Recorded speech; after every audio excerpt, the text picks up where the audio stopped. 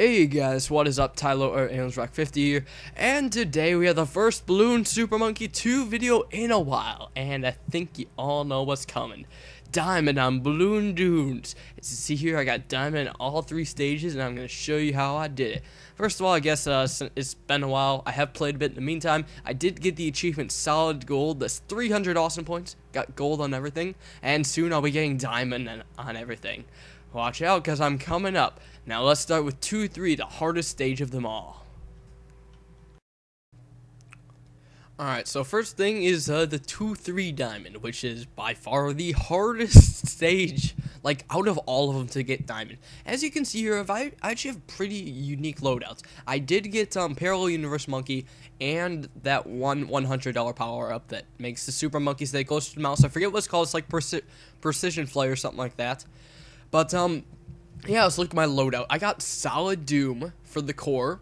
I have spiky balls in one arm, and I have radar glaze in the other arm. And for abilities, I have you know, that spiky chaos and the crouching monkey.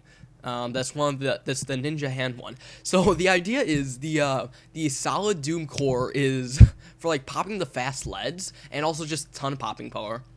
The spike balls is also a lot of popping power, and the radar glaze is for seeking out those fast yellows, and surprisingly, this is actually incredibly effective.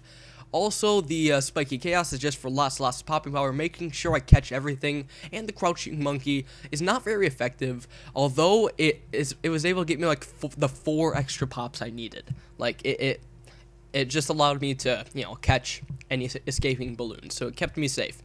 So yeah, you noticed I used the Spiky Chaos ability when I first got the when the fast yellow stage started, and when that red enclosure came in. I did that twice, and you noticed I got the Spike power up, but yet I still managed to get diamond. I know it's crazy. Now for this part, there's just you know, the fast moving yellow stop, and then there's just this random stuff on the sides. Just, you know, whatever, just have your super monkeys back and forth. For the most part, it's going to be back and forth, except for like when the fast-moving leads come, because then you're going to, you know, want to focus on the leads. With a few tries, you should be able to get it with this loadout. It's actually, this loadout makes it seem a bit easier. I don't know, it's just maybe the radar glaze or something like that. It just all helps. So anyways, if you get through the fast yellow stages without leaking, then you should be absolutely fine. Here I just use, you know, the spiky chaos every now and then, just because I feel like it, not because you have to, although you might want to do it just to make sure you totally don't goof or something, like slip off your mouse or something. I don't know, that could suck. But yeah, just, yeah, moving back and forth. Oh, and by the way, in case you guys couldn't tell, yeah, it's not live commentary. Well, the main reason why I did that, though, is because, well, it allows me to focus on playing when I'm playing and focus on commentating when I'm commentating. That way I can get everything across to you. And there we have diamond. Aw, yeah. So, yep, just let those super monkeys sit there and smell the taste of victory. Anyways, let's try out what's behind stage 2-4. Alright, stage 2-4, it's not much easier, to be honest. I used Parallel Universe and the Precision Flight again, and this time I had the Spike core, one Spike ball arm, and the other was the Flame. The main reason for the Flame was to catch, to pop the shield leads in the arrows that came by. You'll notice I used the Spiky core like pretty early on, and that was just to make sure I could catch all those butterfly things early on. Because there's like the one on the left side, there's like some shield balloons there, and that's hard to catch. So that's why I used it then, to make sure I can get it and stuff. So yeah, now you see kind of just a little pyramid with shield leads and yellows. Here, man, it's pretty easy. Just focus down the shield leads. The next part is always what trips me up, though, and is the reason why I use the mage arm, the elemental arc, I believe. Tier 6 mage, as some might say. So anyways, they're just going back and forth. I'm just focusing on the leads. Parallel Universe Monkey is helping out quite a bit. Even though all of the spiky balls stuff can pop leads, I just don't find them to be reliable enough, because it's like once every 7 shots. Not every single time.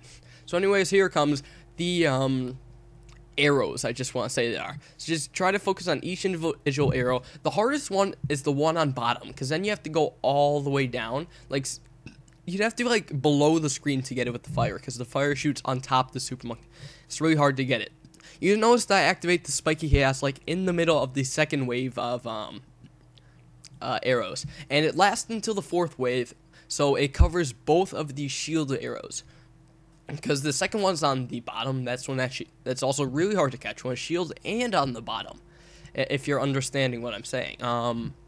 Now, I think that's it for the arrows. At least I hope. Oh, nope. Never mind. One more. Yeah, just all the spiky balls flying around. It's funny seeing them bounce off the leads and stuff, and then going in unison together. So now it's just the yellow monsters and, like, the target where the fast balloons come in. However, if you have a spiky core, they really won't be an issue. However, it's probably best if you travel to where the red balloon circle is. Move your super monkey there. Just make sure you can catch them. From there, it should be pretty easy. And then there's that burst of like black balloons, and there's leads on top and bottom, and a few reds here and there. I activated the spiky chaos ability then, just to make sure, although it really wasn't that necessary. I actually was fine with that. Next part's actually kind of tough though, the part coming up, because there's fast moving yellows from the side. However, if you kind of just keep your main super monkey by the bottom, I mean, the spike ball arms basically is just a solid wall, and no balloon's gonna get past that, which is actually really nice. And then there's like those weird monster things, I don't even know what they are, coming from the left.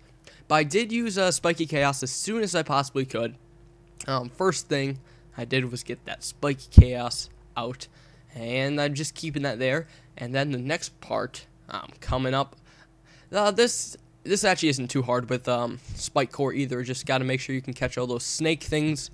I don't know what type of snake they are. I don't know my snakes, even though my username is based off the anaconda. I don't know too much about snakes, unfortunately. Or, well, I mean, you know, Kiwi username, as you see, is anacondas. But, yeah, these actually aren't that bad. Make sure you do hit the alien ones, though, because those count for pops. Also, you notice I activated the spiky chaos before the mass of balloons got on screen. That is just to make sure that you catch every single balloon. The ones on the bombs are actually really tough to get, so have your super monkey just going back and forth on the bottom. And you see I got gold, and wait for it,